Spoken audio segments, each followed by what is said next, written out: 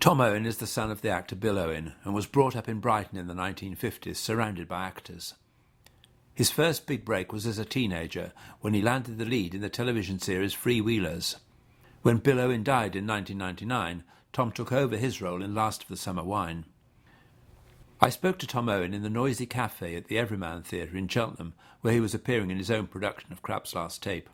I asked him what were his earliest memories. Going to see my father in the Threepenny Opera at the Royal Court, directed by the American actor and director Sam Wanamaker, thank you. That would be circa 1953, I guess, something like that, maybe 54, 55. And Sam Wanamaker wanted Peter Lorre to come over from the States and play Mac the Knife. And for whatever reason, Peter Lorre couldn't or didn't want to do it. And I don't know how it came about, but Bill Owen landed up playing the part, and he was absolutely magnificent in it. And that was the real kick-off of my father's theatrical career, his performances. So you were, what, 6, 7 by then? I was probably about that, yeah, but that's certainly the most vivid first memory I have of live theatre, yeah. I mean, were you aware that your father was an actor? Did you meet lots of people he worked with? I mean, kind of. I kind of was brought up in the sort of Brighton bubble. In those days, Brighton was the hub of the show business world, and everybody in show business lived in Brighton. You travelled to the West End on the Brighton Bell. And you came back after the show with the likes of Larry Olivier and Joan Plowright, Alan Melville. I mean, the list is just endless. And I was brought up in this kind of bubble, and I can remember my father travelling up to town, maybe to do the Threepenny Opera. I don't know, but it was a kind of weird existence for me as a child. And I was aware that my father wasn't a kind of 9-to-5er. He didn't do what all my mates in Sussex Square used to do. He was quite well known at that time, wasn't he? Yeah, he was. Yeah, he was. I mean, he'd started off with Johnny Mills and all that kind of stuff in films like Way to the Stars and Trotty True, and he'd progressed through the years to the early 50s to doing really good theatre. And was being recognised as, apart from a kind of propaganda war actor, if you like, along with so many others, Victor Madden, Sam Kidd, all of those actors, good, solid actors that appeared in all the war films, post and after. It really was like a little repertory company. It was the rank stable. It was the rank stable, and they just farmed them out, and they would be in every film that was going, playing the corporal or the sergeant or the seaman or whatever it was. And Bill kind of got out of that mode through his own fault through his own decision. He had the opportunity of going into the Carry On films, and I can't remember exactly the year that the first one, Carry On Sergeant, was. It was something like 54, 55, maybe a bit later. But he chose not to go down that route, and he made it quite clear that he didn't approve of all this rank business. And probably didn't work as much as he maybe should have done. But he then established himself as a really fine stage actor. I mean, did he have aspirations to do, I don't know, Stratford or National? Never. He did in his later years. He did join the National Theatre. He, as I do, have a certain scepticism about organisations such as the RSC, and I've been a member of the RSC and the National Theatre, purely because of budgetary issues, national budgetary issues, which I think is very unfair that they get the cream of the crop. And little theatres like we're sitting now at the Cheltenham Everyman struggle to keep their doors open. It's not right. Of course there should be a Royal Shakespeare Company, and of course there should be a National Theatre, but I think the allocation of funds is highly unfair. But absolutely, I mean, they to a certain extent can look after themselves. Yeah, I did digress from your main question. Michael. I can't. Yes, it was normal, only because I'd never experienced anything else.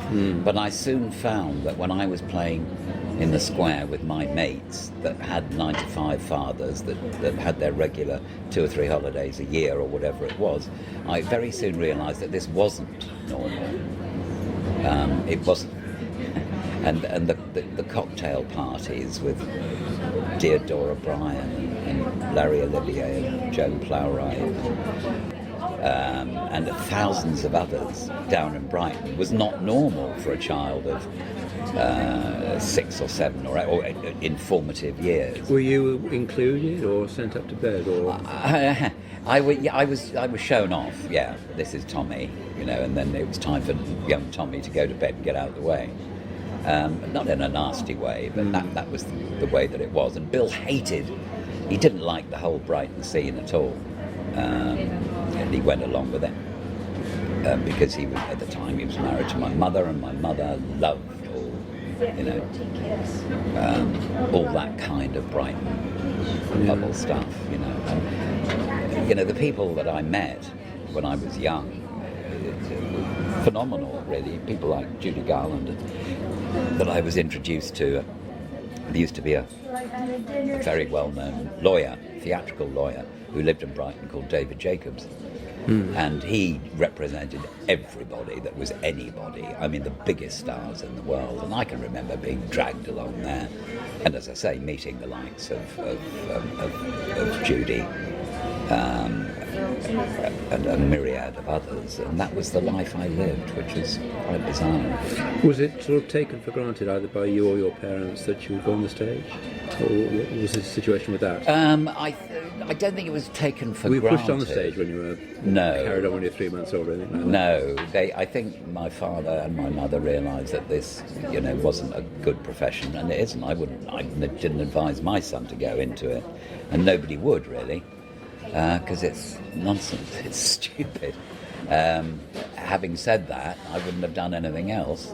But I was very lazy at school, and I guess it would appear to be an easy cop-out. Was there any question of you doing anything else?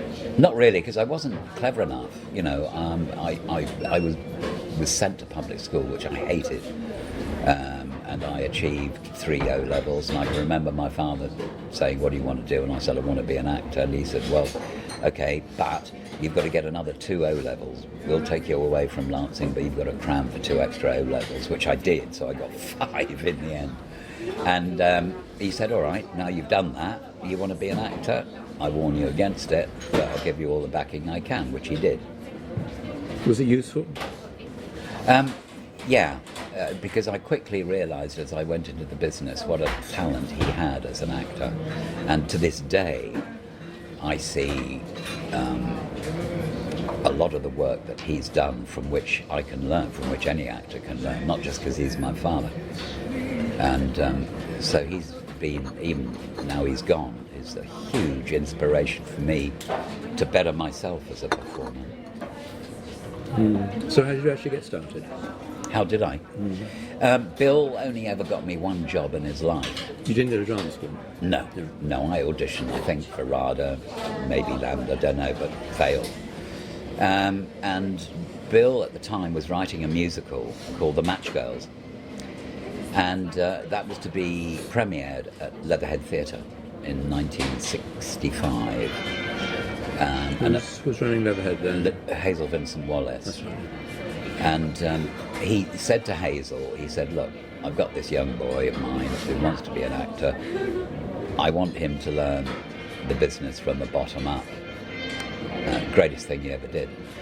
And Hazel offered me a job as a student ASM for £1 a week for the 1966-67 season at Leatherhead. And that's where I learnt my craft.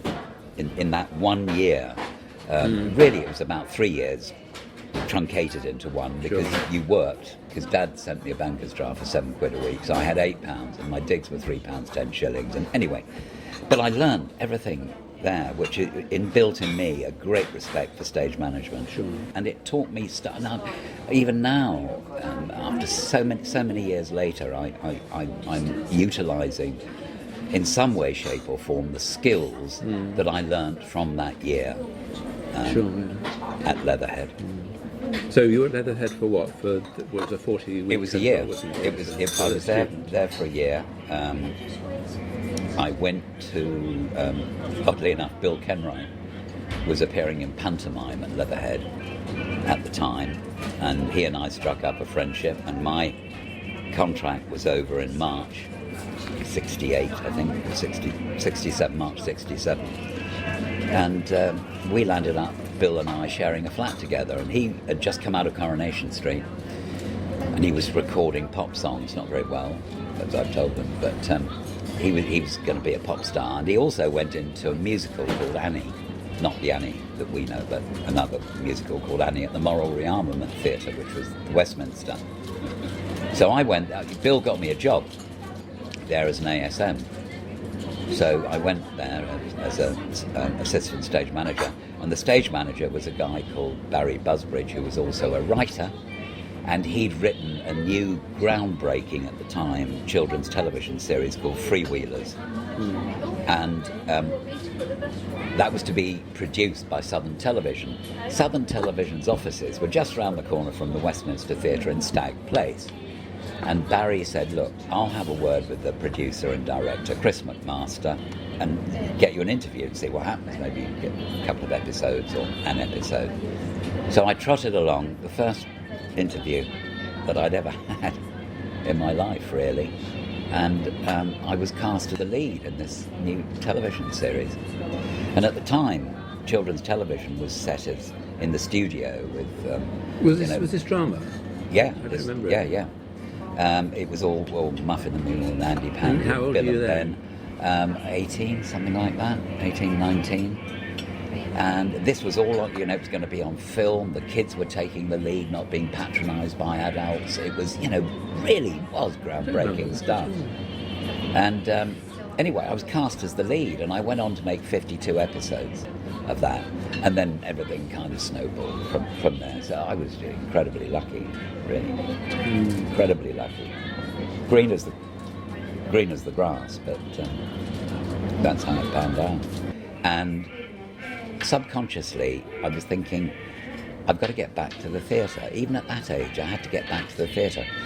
And one of the actors in Freewheelers was a guy called Ronald Govey.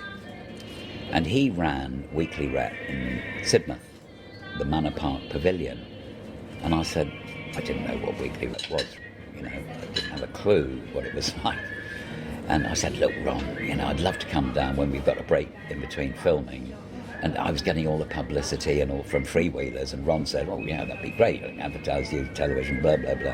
So I went down there, and my God, I did 3 seasons of Weekly Rep.